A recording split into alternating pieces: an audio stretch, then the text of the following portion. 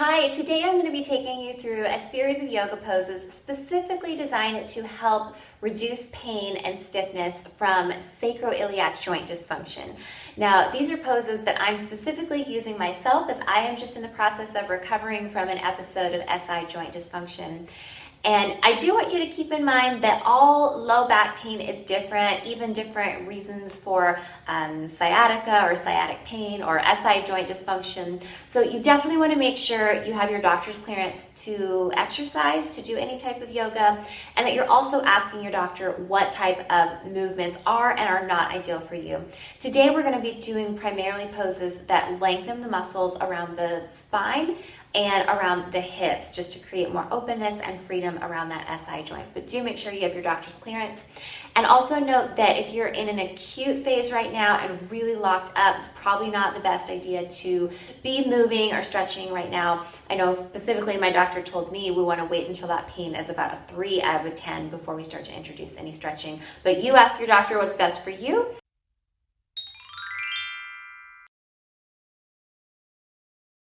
And if you're just joining me for the first time, welcome. My name is Mariah. Every week I bring you barre, Pilates, and yoga videos. So go ahead and hit subscribe if you would like to stay in touch. I know I would love to do that. Now, you are going to need a yoga block for today's practice, and otherwise, let's just get started. We're going to start our practice today in a nice child's pose. Now, depending on how tight your back is, you may prefer to keep your knees a little bit closer together. That can feel nice if you're really tight. But if it feels nice to have the knees separated, and you can take them a little bit wider if you want to release a little bit more in the hips. So welcoming in some healing thoughts here. Going really passive with the upper body. Just feel that body draping over your thighs or towards the mat. And think about your tailbone right around that SI joint. Imagine it's growing really heavy. Now, if this is at all uncomfortable for your hips and your tailbone is not quite reaching your heels, you can also tuck a pillow between your bottom and your heels to help lift and prop that up a little bit, almost more of a more restorative pose. Reaching fingertips forward. Consciously releasing all the muscles in the back that tend to become so tight when you're dealing with sacroiliac joint dysfunction. So giving them permission to release.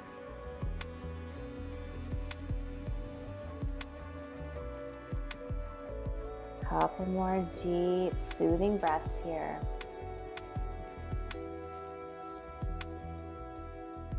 And now let's tuck those toes underneath us as we lift up into a downward facing dog.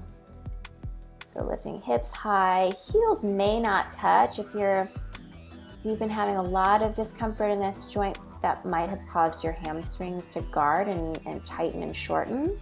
So just be gentle with yourself and don't get too competitive as to whether or not those heels reach the mat. Thinking about lengthening the tailbone up towards the ceiling. This is such a wonderful pose to traction the spine and lengthen the muscles around the SI joint. Now from here, I'd like you to bend the right knee, and you're going to keep it bent here, almost taking the knee in a little bit. So you're going to be feeling this in the opposite IT band, which if this can become too tight, that can aggravate SI joint pain. So the more that we can work into the connective tissue in the IT band, that just means good things for that SI joint. And then let's try the other side, breathing deeply into it. I know for me, this is super intense. So just finding that edge, never forcing beyond the point of what's bearable.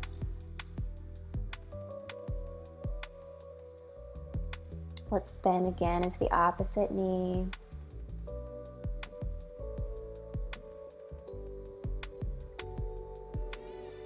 And then take it over to the other side.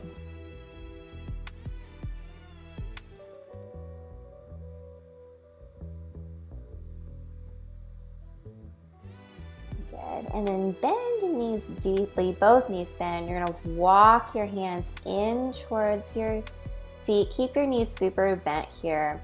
And then I'm going to turn to face you, but we're going to come into our Malasana, our yogi squat, sometimes called Garland pose.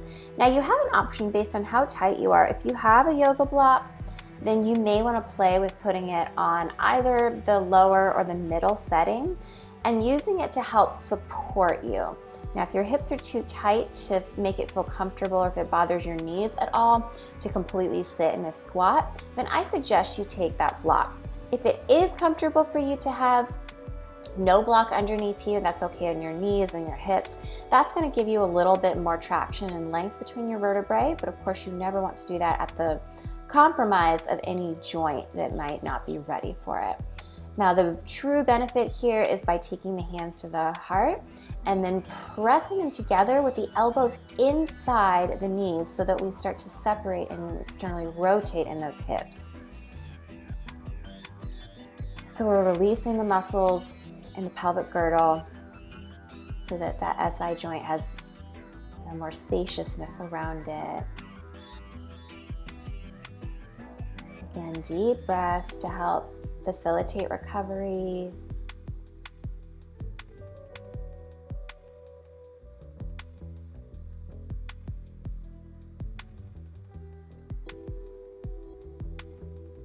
Imagine that spine sinking towards the earth.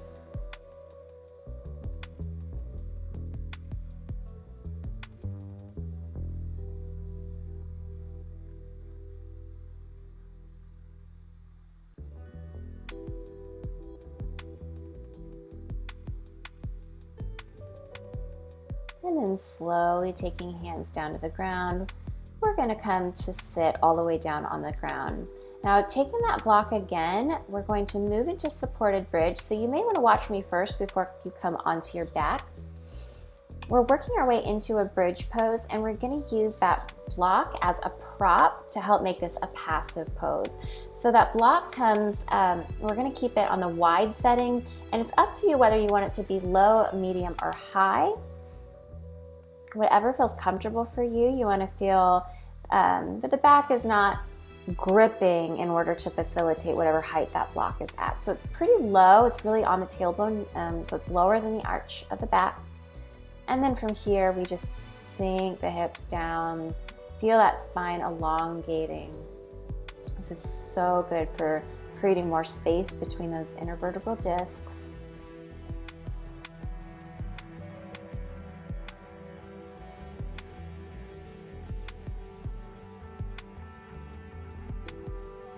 Feel free to stay right here. If your back is telling you that it's ready for a little bit more, you've got two different options based on kind of what your situation is.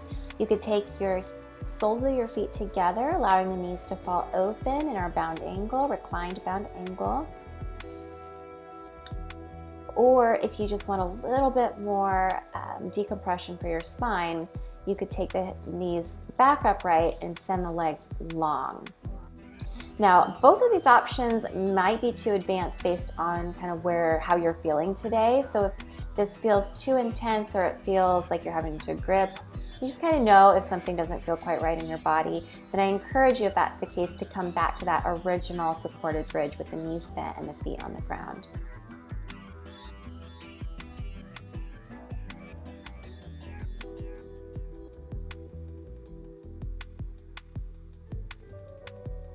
Really take your time with this one. This is probably if I had to choose a single favorite pose for releasing low back pain, this would be it.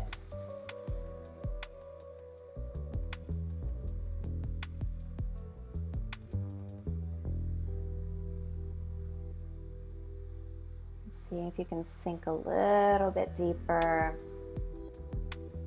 stretching spine out a little bit longer.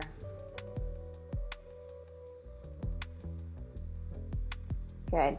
Come out of this really, really slowly. It does require a little bit of strength here to lift those hips up, and after that deep elongation, you just want to go super slow and then gently slow motion. Let's return those hips to the ground. Good. From here, happy baby is next. So Again, depending on how your back is feeling, we could take a modification here by taking knees wide towards the shoulders and just wrapping hands towards the outside of the outer thighs and hamstrings and drawing those knees towards shoulders. If it's comfortable and available to you and you can still keep that tailbone on the ground, that's essential, then feel free to grab hold of the calves, the ankles, or the tops of the feet. Actually, the bottoms of the feet. The bottoms are now on top. But remember, we're keeping that tailbone on the ground here, so we don't want to try to force ourselves into a position that feels like we have to strain the low back in order to keep it down.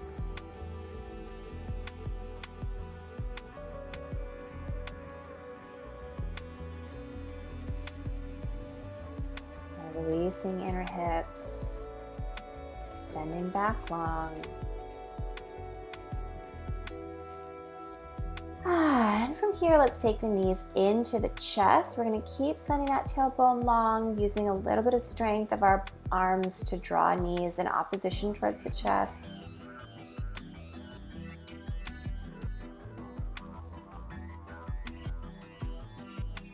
Breathing deeply into the ribs.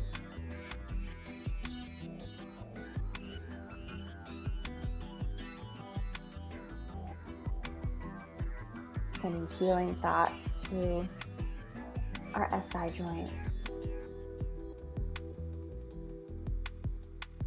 And then slowly releasing feet to the ground. We're going to roll to one side. Take your time coming up.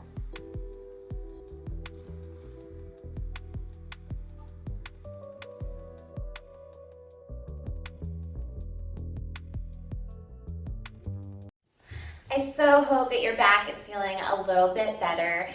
If you would like an email notification every time a new workout is released or new meditation is released, I would love to share that with you, and as a way of saying thank you, to give you a free beginner yoga lesson. So sign up for those weekly email updates for new workouts at wealthyboss.com/workouts.